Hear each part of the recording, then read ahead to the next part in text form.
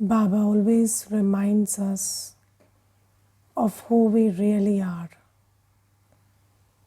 And you see, it's very easy to forget who we really are. There is this Kanya, this girl, and um, she she was born and brought up in a family which is primarily into business. And although she has always been a good student, she did not know how good she was. And then, somebody told her that, why don't you write this exam and that entrance and this and that? And then she thought, what will I gain by doing all of that? I don't know whether I'm any good. But then she wrote exams because she was told, and then she cleared every exam that she wrote.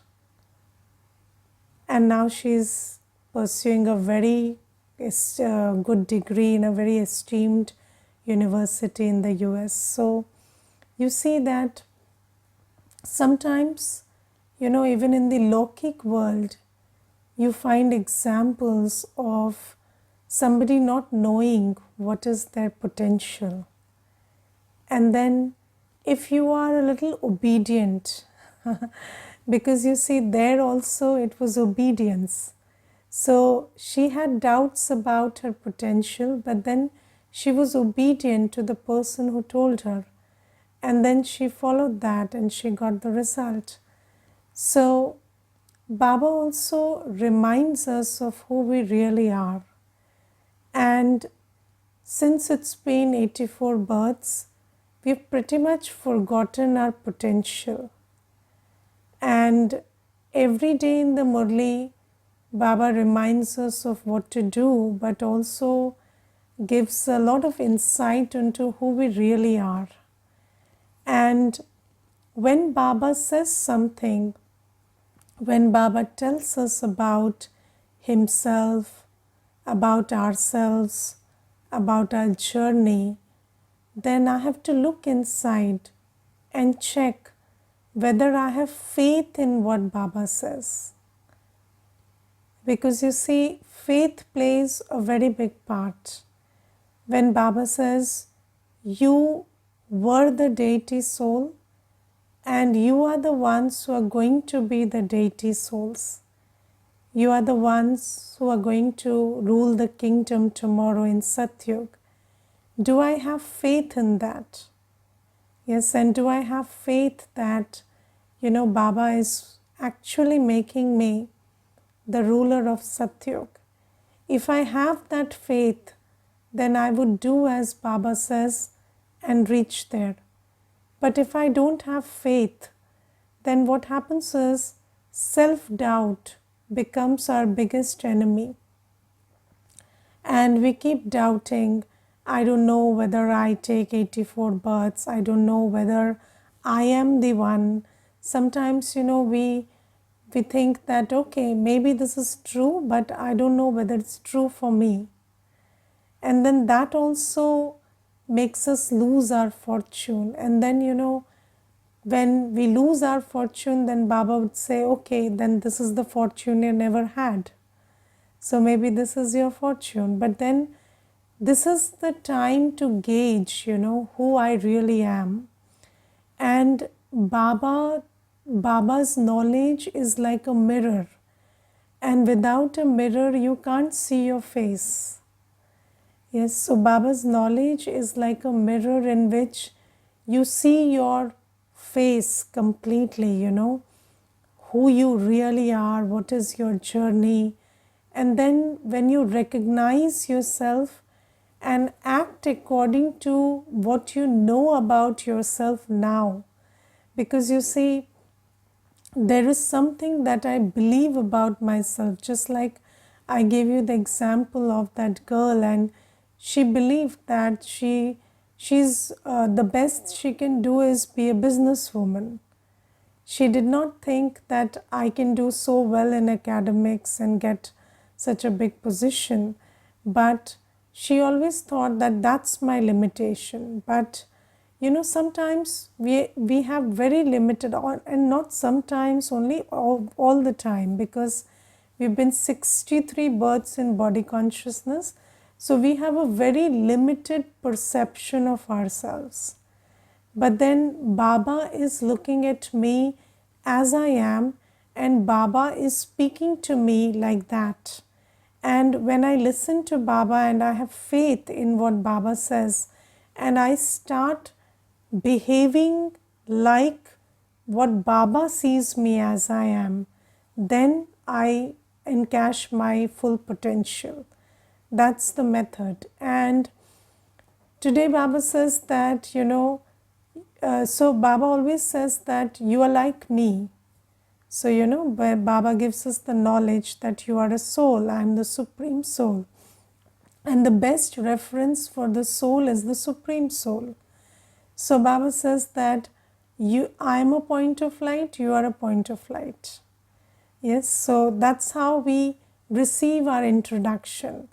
Then Baba says, I am the ocean of virtues, you are also a virtuous soul. I am the ocean of peace, you are peaceful. I am the ocean of love, you are loveful.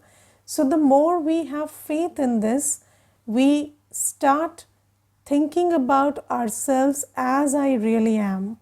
Not as I was told for 63 births. And then Baba says that, my occupation is, I am the sustainer, I am the creator, I am the destroyer, I am the sustainer. Creation, destruction and sustenance is my occupation. And just like you are like me in form, in qualities, you are like me in my occupation. So in Hindi it is said, Jo baap ka dhanda, so bachche ka dhanda. So whatever is my occupation is your occupation. And Baba says that your highest occupation is, you have to create a new world, you have to sustain it, and in the process of creation, the old world will be destroyed. But do I have faith that this is my occupation? Or do you think that whatever mundane occupation you are tied up with is your primary occupation? Yes, so do you think that, if you are taking care of the household, do you think that's your occupation? If you are doing a job, is it that your occupation?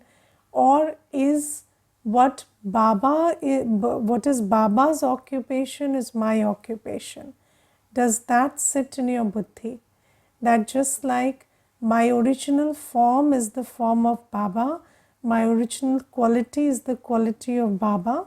Similarly, my occupation is that which is Baba's occupation. So, do you have that faith? Think about yourself. Do you think that I am the master creator, the master destroyer, master sustainer of the world? Have you taken on that responsibility on yourself? Or do you think that, okay, Baba has come and Baba is creating a new world and I will just go there?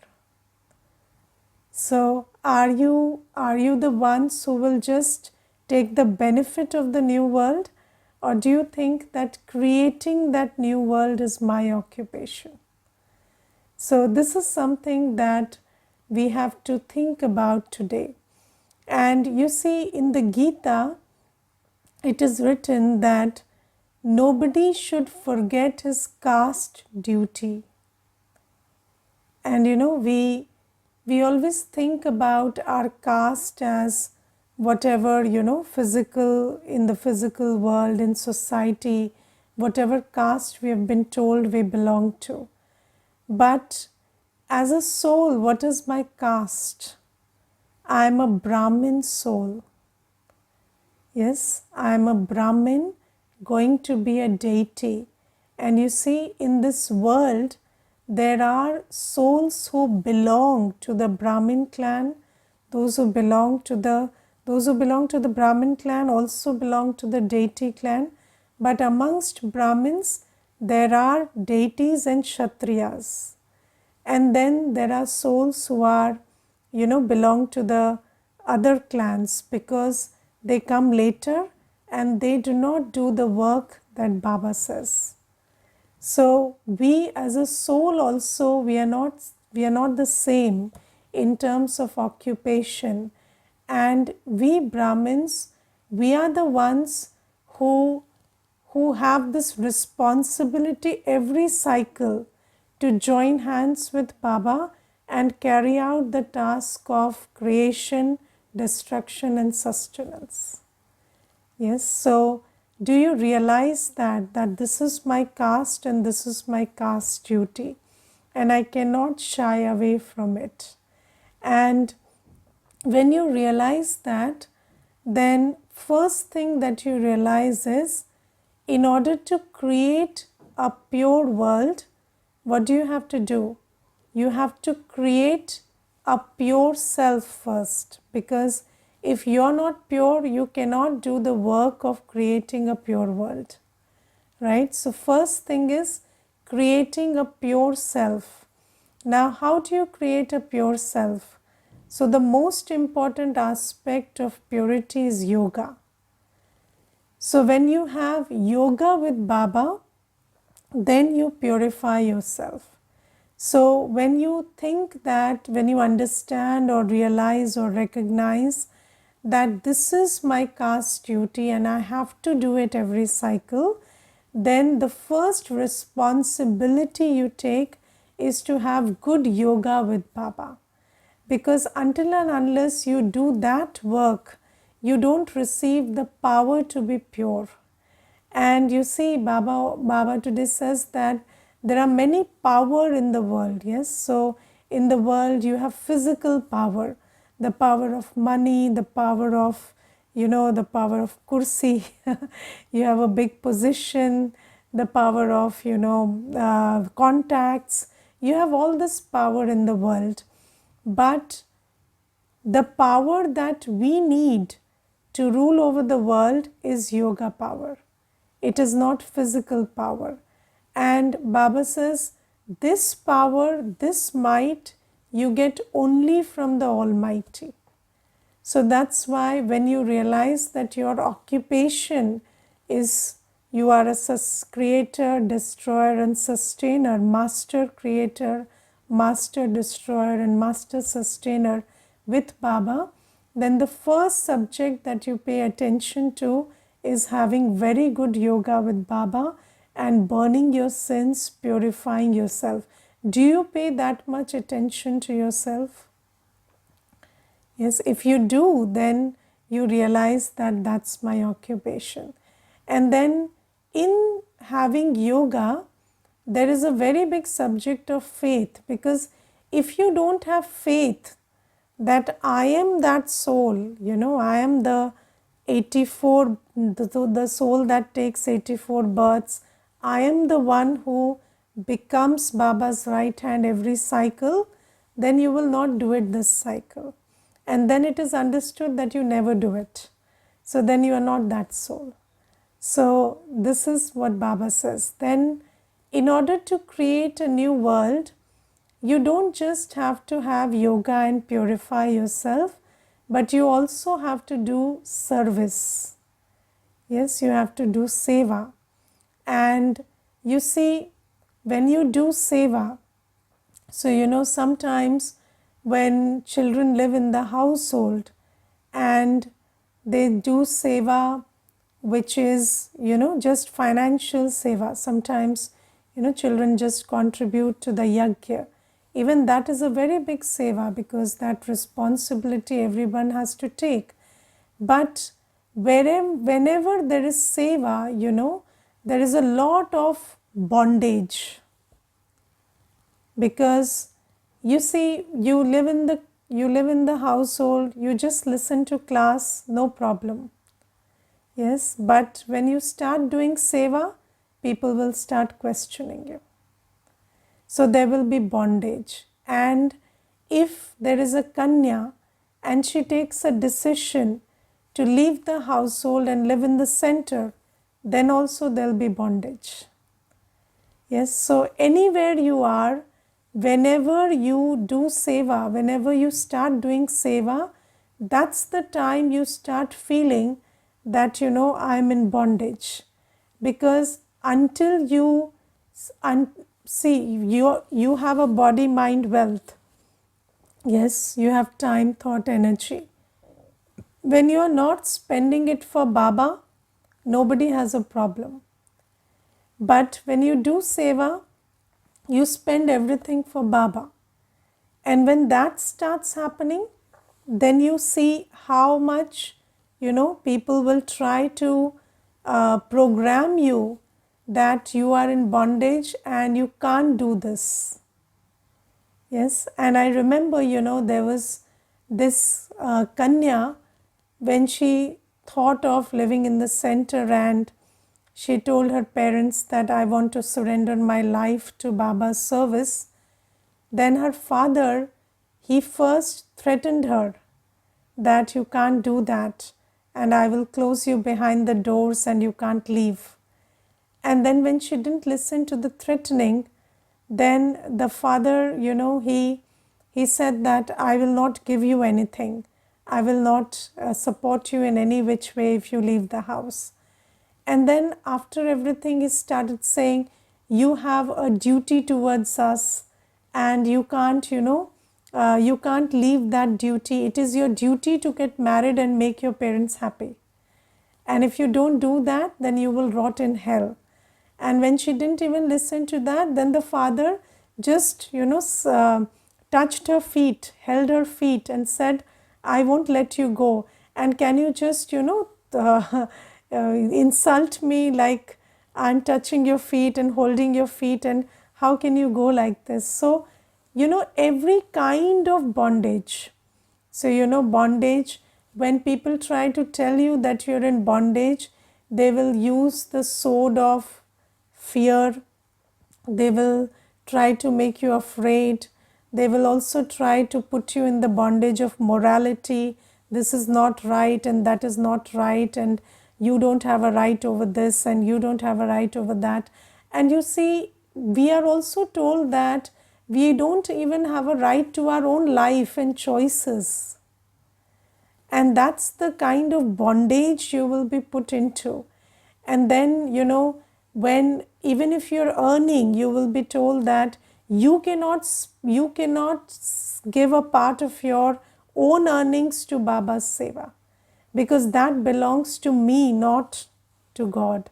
So, the husband will say that, no, this doesn't belong to God, this belongs to me and you don't have a right over it. I have a right to decide where it will be spent. So, Baba says that when you do seva, you come to, you come under this force of bondage. And when there is bondage, you have to know that there is actually no bondage. It is just being said and you're free. And this is your life, this is your choice. And when you have set out to create a destiny for yourself, you have set out to create, by doing Baba's seva, you want to create a future for yourself, then you have to break free of these bondages. And these bondages, where do people tie you in bondage? It is the buddhi, they hit your buddhi. They will hit it so hard that your intellect loses the capacity to discern and decide, and it becomes very weak. And then you start feeling that you can't leave this bondage. I'll give you one example. There is this Mata, and she's 70 years of age, and she's been in Gyan for I think 10 years now. And this Mata, she said that she was listening to class, and at that time her son and her daughter-in-law had come with their children, and they had come to take her to wherever they live. They live in a foreign country. So they had come to take her so that she could serve the child. So, she could take care of the child. And when they saw that this Mata is listening to class and stuff, then they started putting a bondage on that. And they started saying that this is the time to take him to school, this is the time to do this is the time to cook for the child, so you can't listen to class. And then they repeatedly, all the time they started saying that you are responsible for raising this child. We are both earning, so it is your responsibility to raise your son, your grandson, and you have to go with us, and all this business has to stop. This listening to class, this going to center, everything has to stop. And they started saying this so often, all day, day in, day out, that after around 1 month, the Mata left the group and she stopped listening to the class. And then I called her. I said, why can't I see you in class? So she said, you see, Didi, it's my duty to look after the grandchild, and how can I leave the grandchild and attend classes? So I said, you have been so what is this? You are 70 years of age. Don't you have a right to your own life and do what you want? So she said, I don't know, but I think, whatever they are saying is right. And then she became so weak because the intellect is hit. So, when repeatedly somebody gives you this programming, then the intellect is hit. And then she stopped listening to the Murli and she had no power, and her journey finished. And then they took her to the foreign country, and she was looking after the grandchild. And one day the grandchild got hurt, and the son and the daughter-in-law, they beat her up. They really beat her up badly because the grandchild got hurt. And that day she again called the center, and then she said, Didi, what do I do now? You just tell me. And then I said, you find a way to escape from there. You have to find a way to escape from there, and whatever it takes, you just leave from there. And then she said, but I don't know why I didn't listen to Baba, and I don't know how I got into this trap. So, bondage is like that. You're programmed into bondage. And Baba says that no, you are free. You are free, and it's not that Baba says you don't fulfill your responsibilities. You have small children, they are your responsibility, you take care of them. You have a household, you have financial obligations, you have all other obligations towards them. You do that. But that doesn't mean that you are not free to do what you want to do for Baba. Yes, so Baba says that, if somebody tries to program you into that bondage, then you have to tell yourself that I am a free soul. And when I'm getting this opportunity to serve Baba, why should I not? Yes, and in any ways, in bhakti, people say that this body, this mind, this everything that I have belongs to you and it is given by you. Yes, so when everything belongs to God, what is the problem in giving your life and whatever you have to serving Baba? What is the problem? And Baba says, if it's a Kanya and she can take the decision to not go into further bondage and serve Baba with her life, why should she not take that decision? So Baba says, if you do seva, only then will you be able to, be the master creator, master sustainer. But whenever you do seva, there will be this paper of bondage that comes in front of you. And there you have to know that you don't have to be shackled into these chains of bondage, and make your fortune. And tell yourself that when I have the opportunity to belong to Baba and serve Baba, why should I not take this opportunity and go to a different path which doesn't lead to Mukti and Jivan Mukti? So this is one thing. Then the third thing Baba says is Maya. So when you start when you belong to Baba, and when you start doing seva, and when you start doing Purusharth, then Maya comes up. And Maya comes up in many ways, and the most important form is body consciousness. but we don't recognize body consciousness. And Baba says one method in which body consciousness comes up is hypocrisy. So this is a path where you have to be completely honest with Baba. Now you see, why have we not been able to reform ourselves for the last 63 births? Because we have not been honest with ourselves. We are always, 63 births we have used hypocrisy, being someone and acting like someone. Yes, there's something on the inside and something on the outside. And if hypocrisy takes a lot of time and energy. If you want to be someone and look like someone, then all your energy is spent in looking like that someone. And then you don't have the time and energy to look into yourself and reform yourself. So Baba says sometimes when children become BKs, they start doing this in Baba's house also. They have no honesty, and then what they do is they build a picture of a BK outside and they are somebody inside, never looking inside, never changing, but just putting up a different show outside. Wearing white clothes, wearing badge, no looking inside, no change inside. And this is a very big form of Maya, because where there is no honesty, then you cannot receive Baba's light and might. And you are busy hiding yourself from Baba. So if you hide yourself from the surgeon, how will the surgeon heal you? So this is one method in which Maya eats us up. And then the other method is Maya brings you into jealousy. Yes, so there is this sanskar of jealousy, and then you start doing it in the Brahmin family also. So you are jealous, and what is the sign of jealousy? It's okay if you don't get anything, but you want to take it away from somebody.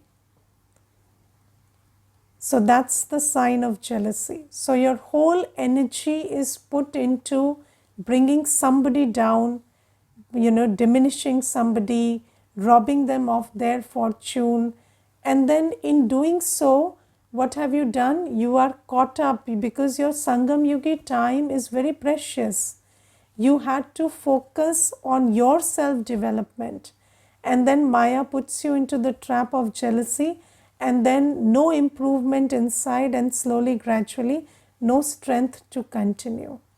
So this is what happens. And then you're always burning inside. You're looking at what they have and what you don't have, and you're burning inside, and you're doing acts which do not suit your Brahmin stature. And then those acts, they become vikarma, and that burden of vikarma, that stops your journey eventually. And then there is another big way in which Maya comes up, which is carelessness. And carelessness looks like it's very harmless, but carelessness is very dangerous, because there is this ye chalta hai, wo chalta hai, this is fine, that's fine, who is doing everything, everybody has some or the other deficiency, everybody has some shortcomings, it's okay if I have one or two. And in this way, you don't take care to look inside. You're always so careless about making changes inside, because you are not looking inside. You are just saying, okay, everybody is doing this, everybody is doing that, and it's okay if I also do that. And then this way you lose out on your Sangam Yugi time and fortune. And then there is another thing which Baba says, which is self-doubt, which is a very big one. And sometimes children don't have the faith that I can be the deity, and or Baba loves me, And there is nobody can heal you of self-doubt. If you have self-doubt, then even if somebody tells you all day long that you're very good, you're the best, self-doubt doesn't go away until and unless you tell it to yourself. Yes, and I remember, there was this one couple, and the woman had a lot of self-doubt. And the husband, all day he used to say that, I love only you, and you're the only one for me, and you are my world, you are the most beautiful. But this woman, she would always say, why does this man love me? I have nothing. And then, of course he doesn't love me, of course he's cheating on me, of course this is happening. And this is the way they headed for a divorce. And it was all self-doubt, and I have seen their journey for 10 years. And I told that the sister many times that you just listen to Baba, leave the context of the husband and just listen to Baba, what Baba says about you. But she never spoke that language to herself. She always said, I'm not good enough, I'm not okay. And Baba is talking about a deity, I'm not even human. So these things, she used to tell these things every day. And that was a swaman. So if you keep repeating this swaman, then how will you rise above your limitations? So this self-doubt, and 63 births, we have been in a world where people have injected us every day with self-doubt. So we have a lot of self-doubt. But now Baba says that I am looking at you as you are, and you have to start speaking that language to yourself. First have faith in me, then have faith in yourself, and then when you have this faith, then body consciousness will not eat you up. Then you will be able to do what I tell you. But if you keep telling yourself that maybe Baba, whatever Baba is saying is true for Dadi, but not for me, then that way, you're going to just impede your journey. So this is also one thing that Baba says. And then Baba says that one sign of body conscious souls is that they have this mood off, mood on. Yes, sometimes they'll be in a very good mood, and then something happens and all the happiness goes away. That's pretty body conscious, because whatever cheerfulness or happiness is showing on your face is not because of self-realization or yoga. It is because of something that you got externally for some time, maybe some appreciation, some success, and that's why there is this mood off whenever that is not continuing. So, and what is the sign of soul conscious souls? They are always cheerful.